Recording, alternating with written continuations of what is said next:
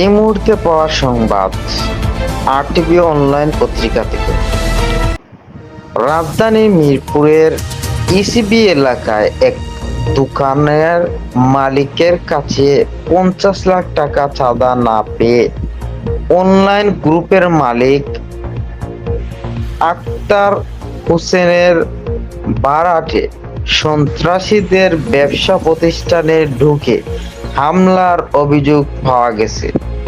এ সময় দোকান মালিককে বাঁচাতে এসে মালিক সহ 3 জন গুলিবিদ্ধ হয়েছেন। তাদের পঙ্গু হাসপাতালে ভর্তি করা হয়েছে। শনিবার 21 সেপ্টেম্বর বিকেলে রাজধানীর মিরপুরে ইসিবি চত্বর এলাকার বিজিবি টাওয়ারের পাশে থাকা টেস্টি লাউঞ্জ নামের একটি প্রতিষ্ঠানে এই ঘটনাটা ঘটে। আহতরা হলেন স্বপ্না আক্তার, কন্ট্রাক্টর কবির হোসেন ও দোকানের কর্মচারী সায়েম। তারা বিভিন্ন হাসপাতালে চিকিৎসাধীন আছেন।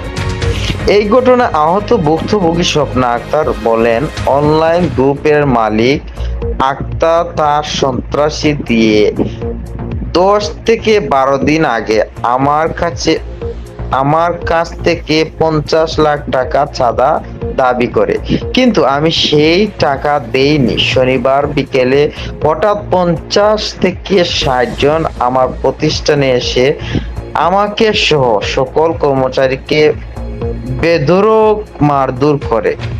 ওই সময় তারা বৃষ্টির মতো গুলি করছিল। সবার হাতে পিস্তল ছিল। তাদের গুলিতে আমি আমার দোকানের কর্মচারী সায়েম এবং কবির হোসেন নামে এক কন্ট্রাক্টর এগিয়ে আসলে তিনিও গুলিবিদ্ধ হন। তিনি জানান, এ সময় তাকে সহ দোকানের কর্মচারীদের বেদরুম মারধর করা হয়। তাদের একজনের হাতে চাপাতিও ছিল, সেটি দিয়ে তাদের দোকানের স্টাফ সায়েমের মাথায় কোপ দেয়া হয়েছে। সায়েম গুরুতর আহত ও গুলিবিদ্ধ। বিষয়টি এলাকার সকলের সামনে দিনে দুপুরে ঘটেছে বলেও জানান তিনি।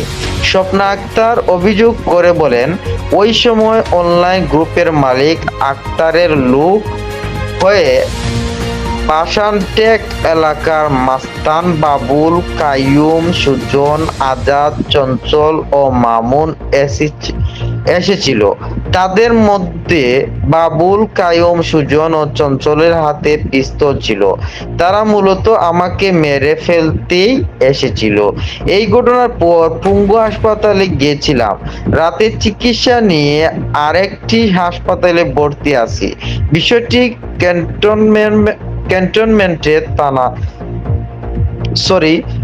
ক্যান্টনমেন্ট থানাকে জানানো হয়েছে। এই বিষয়ে অভিযোগ দেওয়া হয়েছে।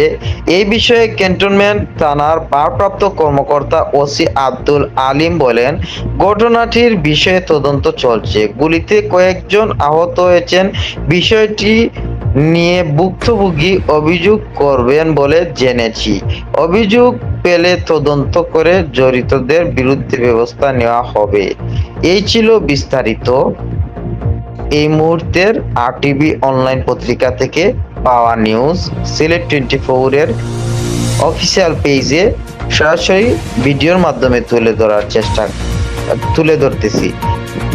ধন্যবাদ সবাইকে। ভিডিওটা শেয়ার করবেন, এমনকি ফলো দিয়ে সিলেট 24 এর সঙ্গেই থাকবেন। আরটিভি, বাংলা ভিশন সমস্ত চ্যানেলের অনলাইন পত্রিকার নিউজ ভিডিওর মাধ্যমে পেতে। ধন্যবাদ সবাইকে। সিলেট 24, আহমেদ রাহেল।